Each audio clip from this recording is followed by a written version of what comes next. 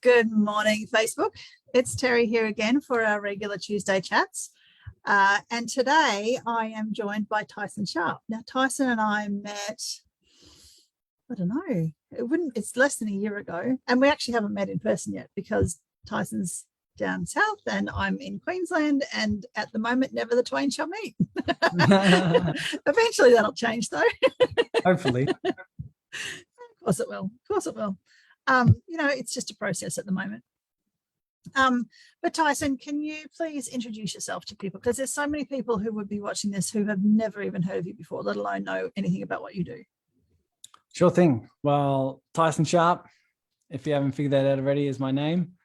I run a community online on Facebook called The Serving Circle, which is where a lot of people meet. That's my joy project. It's really heart-centered business owners coming together to collaborate and to really serve, from a real place of non-attachment. And it's really where we allow spirit to flow through in business.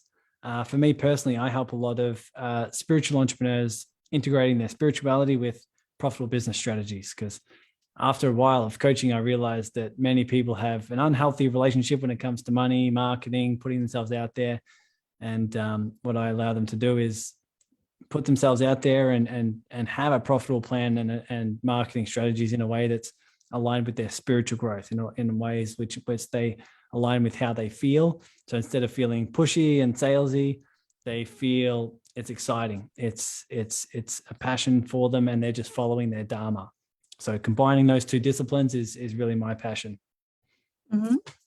So we met through I don't know how long I've been a part of the Serving Circle for, but I must say it's one of my favorite groups on Facebook.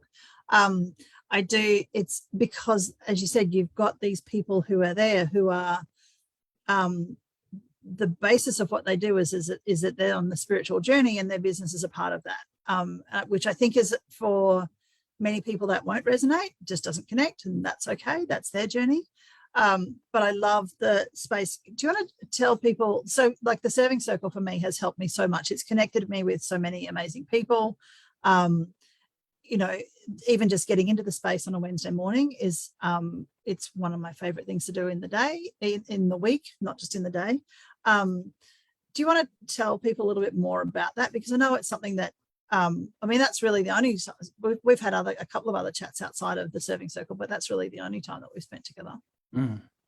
Yeah, definitely. Well, I started the Serving Circle in a way because I realized that when people are following their heart's calling, they have this inner guidance that says, man, I want to create this difference, and I want to do that through the vehicle of growing a business. And as you follow that journey, there's a lot of challenges that pop up along the way, because we're not taught how to follow our heart's calling, how to follow an inner guidance and follow our mission, right? Or our dharma. We're not taught how to do that. We're taught to stay safe. We're taught to basically save our money and get a safe job and do what you're told, and all those different things. We're never taught follow the path of uncertainty. We're never taught follow this inner guidance, even if it's scary to your mind and it makes no sense. And so we run up to challenges, one against how the hell do I build a business that is aligned with me, but that's also profitable? How do I navigate the waters of making money doing it, but also the challenges of judgments? What the hell is my family going to think? What are my friends going to think? What are all these people out there going to think? And so I thought, I'm going to put a community together where we overcome those challenges together, where we collaborate by sharing audiences, by organizing service exchanges, by finding referral partnerships, all these different things. There's unlimited ways in which people can come together, but especially when we come together from a place of our heart, a place of our spirit, a place where we come from unconditional love, unconditional kindness to the best of our ability, and we build our businesses in that way. And so overcoming all those challenges, came up with the Serving Circle, and now that's why everyone's getting a lot of value from it. Yeah, no, it's like I said, it's one of my favorite things to do.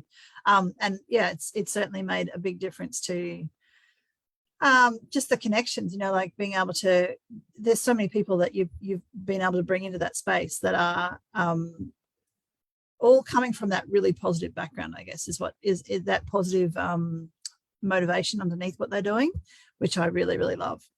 Mm. So when you're not in the serving circle, you were saying that you help people who are like to sort of blend their spiritual journey and their, oh, sorry, I've got an alarm going off, blend their spiritual journey and their business journey so that they can have a profitable business. What does that look like in terms of how people would normally work with you? Yeah. So when someone signs up, like I've had a few new clients sign up in the last few weeks and a couple more in the coming weeks. And one of the things that we focus solely towards is, first of all, their vibration. Mm-hmm. Most people join a marketing course or a business course, and they're looking to learn the strategy. And I realize that's a trap, because most people from that place are trying to learn a strategy from safety. They're trying to build some strategies in a way that's safe so they can succeed without failure. What I find is that's a trap, because if you're trying to succeed in a safe way, you're trying to expand while also trying to hold on to what's familiar.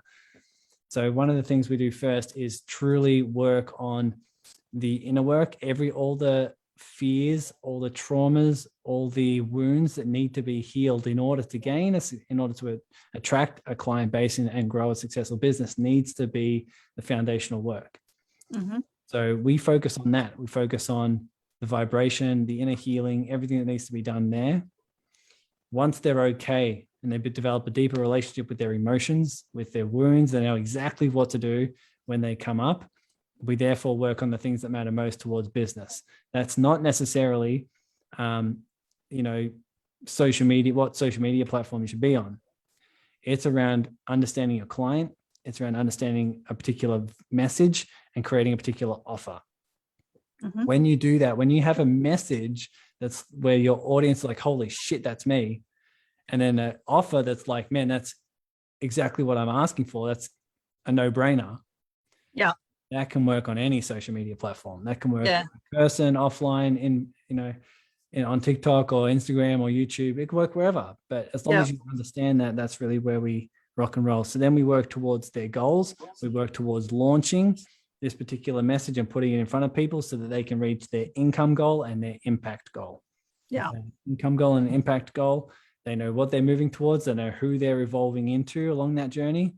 And then they can use all the tools and strategies that we learn in the form of spirituality and business strategy to help them get there. Mm-hmm. Yeah. It's interesting, isn't it? There's not very many people talk about having an impact goal.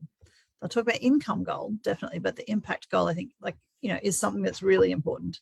While we're chatting here, I've got my phone open beside me with the live stream, and so I can see there's some people watching. Hi, say hello. Don't be shy. If you've got any questions for Tyson, please pop them in the chat. There will be a bit of a delay from when it pops up to when I can actually relay it to him. But if you want to ask Tyson any questions, if nothing else, tell us where you're watching from. And I know I'm like talking off camera here because I'm talking to the phone where I'm going to see the messages. But yeah, let us know, what you're doing today. Or if you, like I said, if you've got a question for Tyson, I will definitely, Tyson, get you to put the link into the Serving Circle in the chat later on, so that if people who watch this are interested in jumping into that, they can. Because I know that when, from when I joined initially, I love the fact that when people come into the community, that you reach out and you have a conversation with them, either online or, Rachel said, hi, I love the impact goals so much. Yes, I've got to agree with you, Rachel.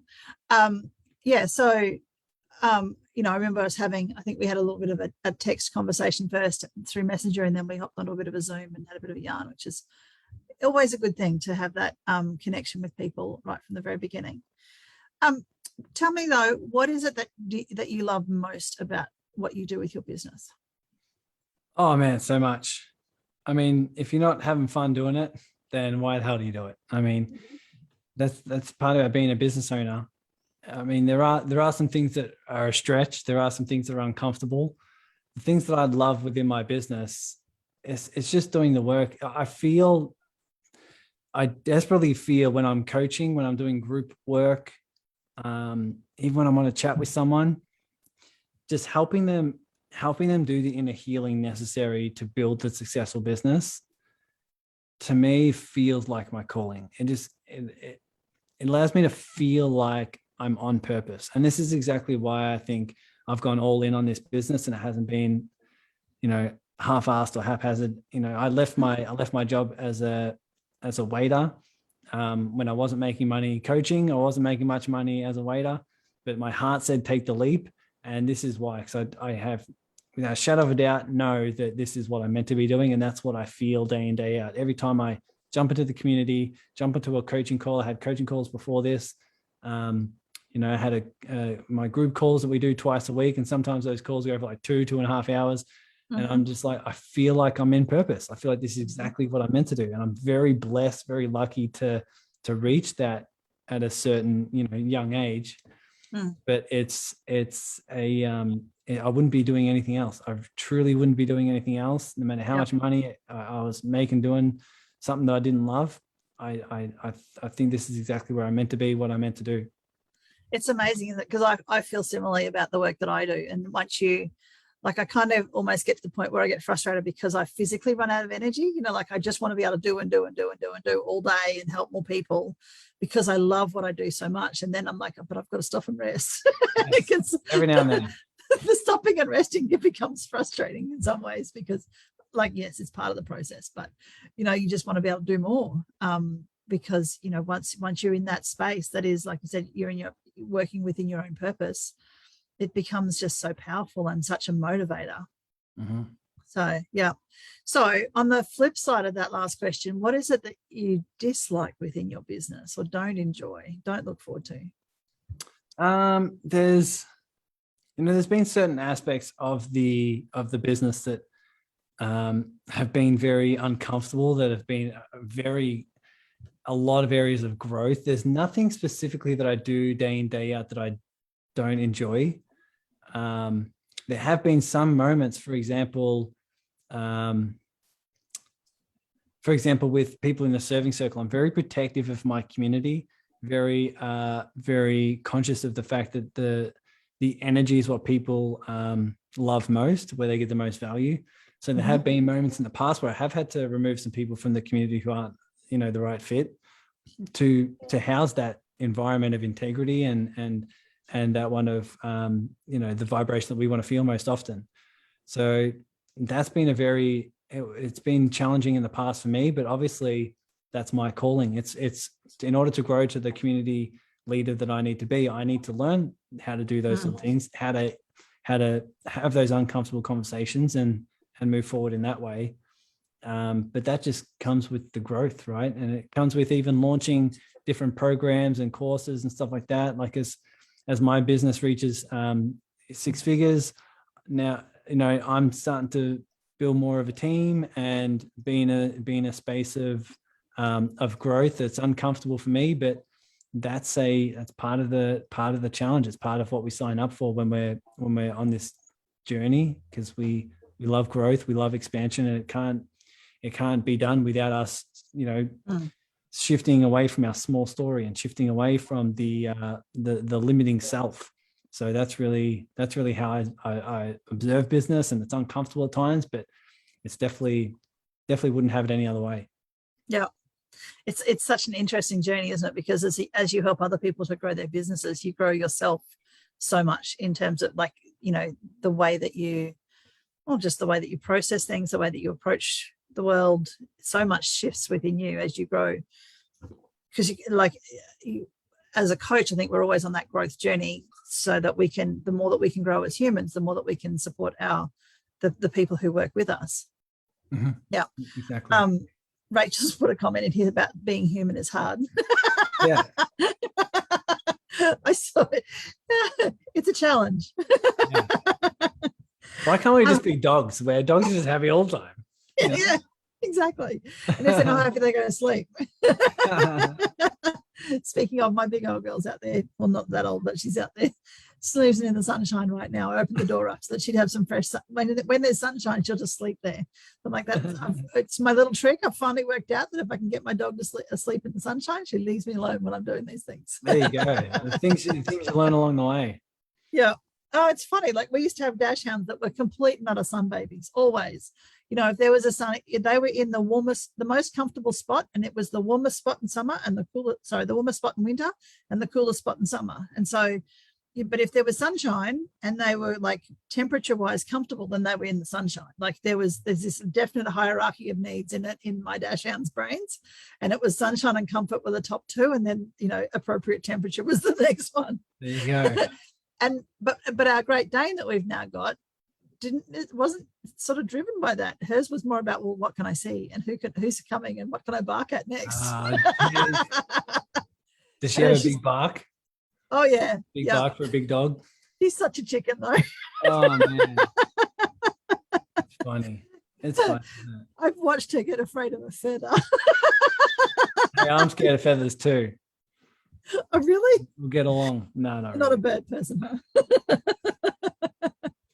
Anyway, that's just complete sidetrack, but yes, I agree. Like dogs, they have that happy knack of just being happy and content with whatever they've got, pretty much, aren't they? While we're on this side note, I'll share a funny story. When I was raising Lola, the guide dog puppy, she was we took Walker to the supermarkets and I'd do all these different things, and with her jacket on, of course, that let everyone know she's a guide dog.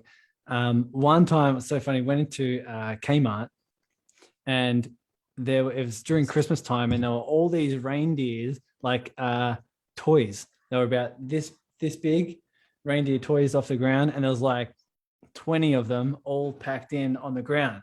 And as she walked up to them, she didn't know what the hell they were, and so she would like freak out and be tentative. But of course, I had to encourage her to get close and be okay with it.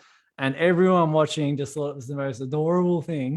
This little guide dog puppy didn't know what the reindeer were, and so she was like sneaking up to him and being, so hilarious. Now that's the joy. They're the joys of being around animals. Yeah. Yeah. And I think too, like young animals in particular, because it's like young babies, they've got that such sense of wonder, and everything's exciting or interesting, or, all that. It's beautiful to watch. How long ago did you have Lola? So I gave her back to Guide Dogs Victoria at the end of, start of 2020. Yeah. Yeah. End of 2019. That's when I left my job as well. It was a huge transition for me. I gave Lola back after having her for 15 months or so. So I gave her back. So I had all that freedom and left my job to do this full time. And it's a big shift for me. And then all of a sudden 2020, big shifts, then COVID and all the crazy things. But it was such a good journey to be on, to raise a guide dog. And now she passed all of her tests, and now she's working with a client as a formal guide dog, and really cool stuff. That's awesome. A friend of mine works for Vision Australia, actually, which used to be called Guide Dogs. She's in the marketing side of it, but it's amazing to see the work that they do, and phenomenal work. But the commitment of raising a guide dog so that it is to get that level of training that's required, and to make sure that they are of the right, so much of them becoming a guide dog comes into the personality of the dog, but also that fundamental training, so that they can then become, the support to the person with the visual impairment that they need to help. So that's so cool. I don't know that I could give a puppy back though. Everyone says that. Whenever my brother and I, because we basically raised her together, whenever we walked her to a place in particular, we felt like we should have a shirt that had all of the common answers that people ask for the questions. So everyone's like, oh, okay, what's her name? Oh, how long do you have her for? Oh, aren't you going to miss her when you give her back? And there was like 5 or 7 key questions that we always get asked, that we thought we just got the answers on a t-shirt that says, hey, this is Lola. She's this age. We've had her for this long. Yes, we're going to miss her when we give her back. It will be tough, it's funny. Yeah. So do you know where she goes to? Like, are you able to, like, if you wanted to, and the person who has her now were willing, would you be able to actually see her? Well, we can't go see her. We were meant to, but COVID happened, so we couldn't. But we basically weren't allowed to know where she was going or who she was going with. But it was like a year after we gave her back, so only 6 months ago maybe. We got a message from a parent of one of the guide dogs saying that Lola has an Instagram page. Oh, yeah. So we've been checking her out on Instagram. You just do the following her journey. Guide Dogs Victoria did send us some videos showing us her training and how she was developing and letting us know that she's passed everything and stuff like that. And they let us know when she was going into a client's home to see if it worked out, and if it did work out. So we were able to keep tabs along the way. But then when we found out she has an Instagram page, we're just like, follow, stalking. Like that. That's so cool.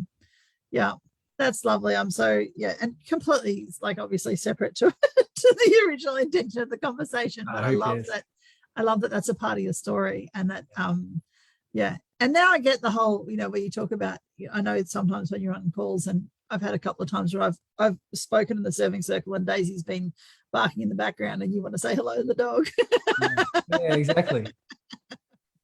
Give us more Daisy. Yeah, I can. I'll whistle her in a minute. I'll see if she'll come over and you can say hello. Okay, back to the business. Tell me something though, with what you're building in terms of the coaching business, what does your dream business look like?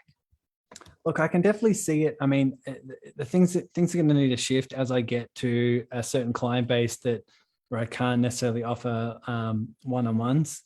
So I do have my online course that I give my clients access to. We do group coaching calls twice a week. And then I also, right now, I'm still offering one-on-ones, so they get all the support, all the resources needed to start making their goals. Most of them have the goals of reaching 5 to 10 grand months. And so giving them all the resources necessary for that to work. One of the things in which I'm evolving to do and growing my business is having that more leverage. So updating the course where that can be a program in and of itself. Right now, it's more of a library where there's a bunch of online modules and people go in there like they would a library. You don't read the first book and move forward, but you just go in there to read the things that matter most to you. So they just check out the modules that are more applicable to them. But I'm going to be designing it so that it's a standalone product in and of itself. So it's more leveraged, and then doing more and more group work. That's where I feel most in my zone of genius. And I find it so much fun, and it's expansive for me. So leveraging those two things the most, so it leverages more of my time, leverages the amount of people I can help, is where I'll be, where that'll be unfolding in the next, the next 6 to 12 months. And that's the vision that I can see, and then how it ties into the serving circle and aiding everyone in there as well, organizing more and more collaborations, and seeing where we can expand it to. Yeah, that's awesome. Yeah, and it's interesting, isn't it? I love doing the group work as well, because you get that lovely micro community that happens within the group, where people, particularly when it's a like a group coaching call, as opposed to like the serving circle group calls are amazing as well, but it's a different dynamic compared to a group coaching session. But you have that with I'm not sure how yours run, but mine, it's a group that start for a 12-week program, and once we start, the doors are locked. No one's allowed in, and no one else is allowed in. So you end up with this this really lovely little tight-knit group that help each other. And then after the 12 weeks, that dynamic can change. But I just love watching the one of my things at the moment, I've got a lady who is her youngest is 18 years old, and she has been a stay-at-home parent who's been she's homeschooled her children, and she's a grazier, so breeds and raises cattle. And the other, one of the other one she's most close to, is her youngest is 2 years old, and she has a handbag business, and makes things out of like handbags and wallets and those sorts of things. And so they're very different parts of their life and very different businesses, but they've just are such an amazing support to each other, and it's, I love seeing that stuff. And I'm sure that sort of thing would happen in your programs as well, where you've got that group dynamic that develops, and you become so much more powerful. Like you're leading the group, obviously, but the dynamic becomes powerful because of the people who are in there. It's like it magnifies what you can do as opposed to diluting it, because you've got a collection of people there instead of one-on-one. Totally. And even in your dream board workshop, it's sort of when everyone's there with the same intent, the same, even just there for a few hours, where they're like, okay, I'm going to vision my future. I'm going to put it on this board. I'm going to answer some, tough questions and do some exercises. They're all there for the same reason, and they're all there to help each other. And the more you're there to help each other, bounce some ideas around, and have that energy of potential moving forward. Yeah. And I think it's a really good energy to allow you to expand and keep moving in the right direction. Yeah. Yeah. And I love that. I love, like when you came into the hybrid workshop just the other day, and it was like such a good, I love the way that I didn't know how that dynamic was going to pull together, honestly, with the collection of people who were in the room and online. But I'm really happy with how, because we did have that conversation where lots of people were working together, and yeah, I'm really excited to do some more of those and see how they all continue to develop, because it was an experiment that worked really well. I love those kinds of experiments. Yeah. I never would have thought if you didn't try it, hey? Exactly. And literally, like, there are so many people who I want to be able to help who are in varying degrees of lockdown, or just removed, because as you know, like there was a bunch of people who were on there who are over in America and Canada. And I love that. But, I'm not going to jump on an airplane to do a dream board workshop with them. As much as I'd love to, for starters, it's hard to get out of the country, let alone anything else right now. But to be able to, but for me personally, to run an online only workshop, which I have done, I find it for myself really draining.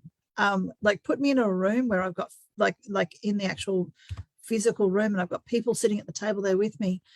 That invigorates me. So but I want to be able to help both. So being able to blend it and actually have that work was really great, because by the time I came home, it was like it had lifted me like I was running an in-person event, as opposed to draining me like the online ones do. So, and I get like part of that's just a part of my journey. And I know that there's a whole like narrative around that I need to look at, but it was really interesting to see, like, I'm just stoked with how it turned out. And I'm so excited for what it means going forwards, because the ideas are flowing now. Yeah.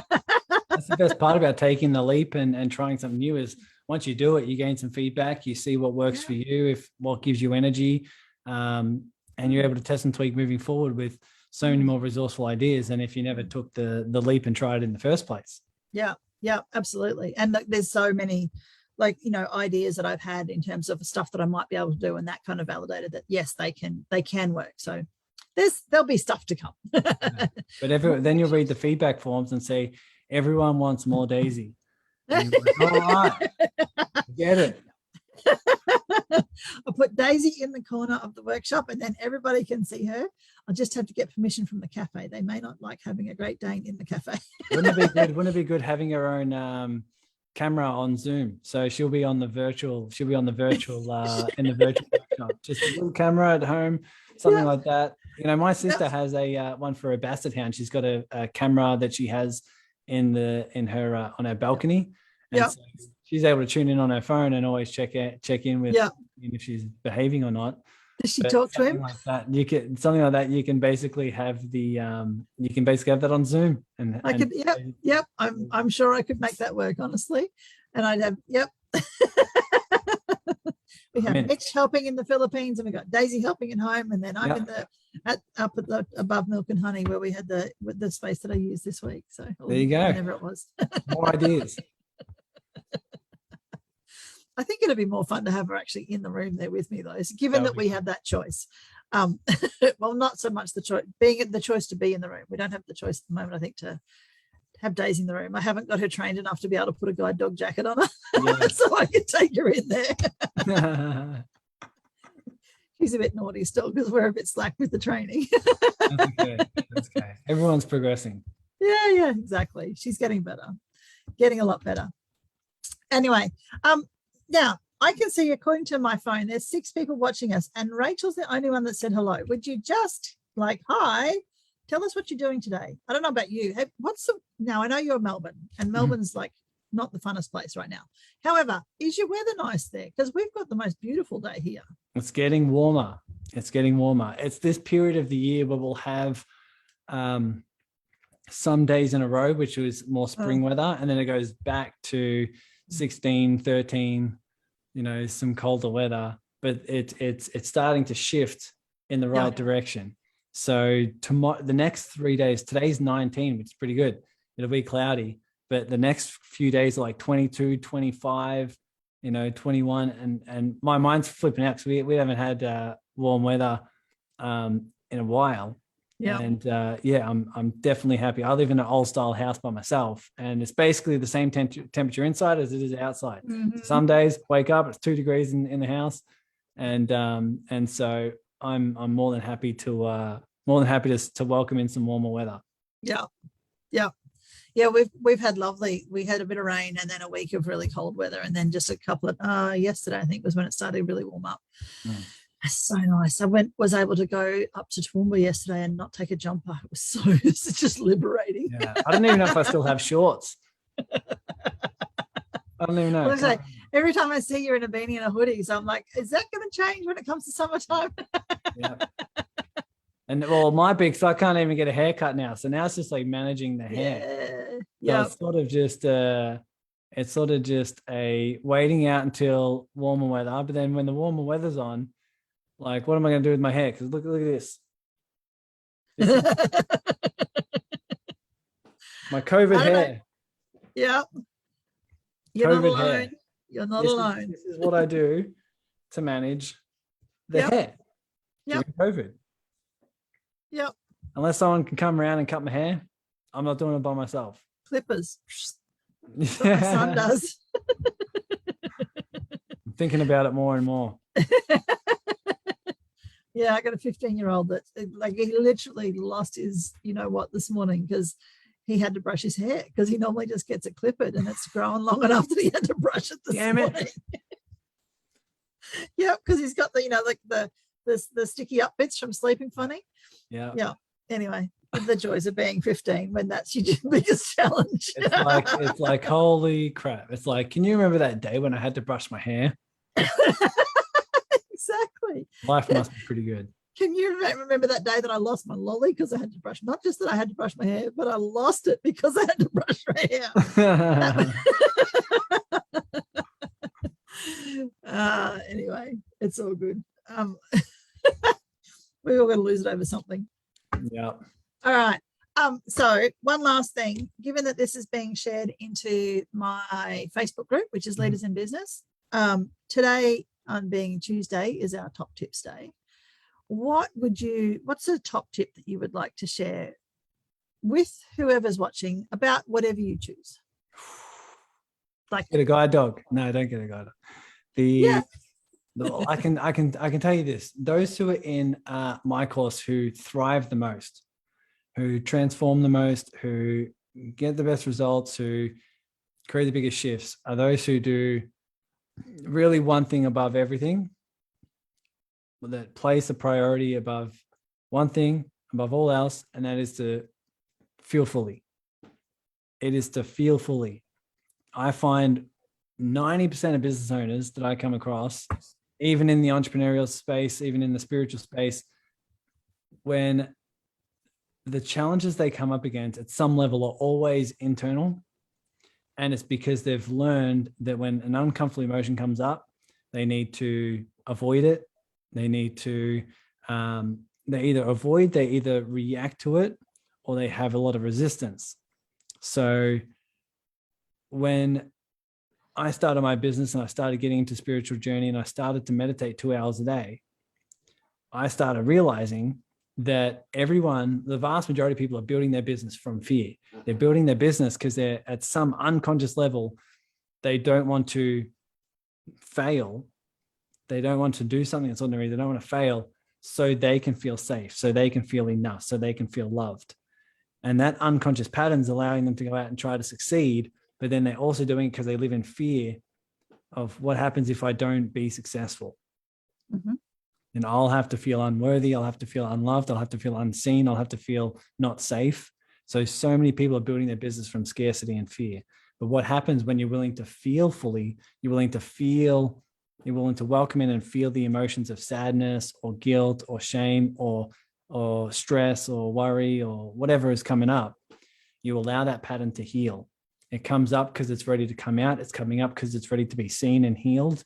And if you do that work without any judgment or resistance, you start to become more and more whole. You start to love the sides of you that can fail, start to love the sides of you that can go broke, start to love the sides of you that can be judged. And therefore, when you build your business, it'll be from a place of wholeness. It'll be from a place of resourceful emotions rather than trying to operate from a pattern. And so my number one tip, feel fully. If you're wanting to try meditating in silence like me and do that inner work, I have plenty of resources and videos on YouTube and stuff of the steps that you can take. That's just what I found has been the biggest transformation for me. You don't have to do 2 hours a day like me. You don't have to do that, but some sort of dedication to making sure you step aside to allow what I call life to do life. You allow life to just, the emotions to come up so they can be released. The emotions come up so they can be released, and do that in the healing. You'll be very surprised of what emerges from you. And you'll be very surprised of what the transformation does for your business and your clientele, your income goals, your impact goals, everything like that. Yep. Love it. Love it. And it's not often that I actually write notes during this, but I have written down on my little piece of paper here, feel fully, because it's something that more and more to me has been, it's something that's coming up, something that I need to learn myself as well. So yeah, appreciate that. Thank you very much. If anyone else, so please, like I said before, make sure that you drop your links into the chat so that this can, people can get in contact with you. Mm-hmm. Excuse me. And thank you for being on here today and sharing a bit of a conversation about all the different things. Like I said, had no idea we were going to end up talking about guide dogs, but I'm glad we did. Yeah, cool. Yeah, let me know where I can put my links, but people can search the Serving Circle on Facebook and they can easily jump in. Yeah. But yeah, I'll put my links below. Just send me where I can go to watch the replay, and we can do that.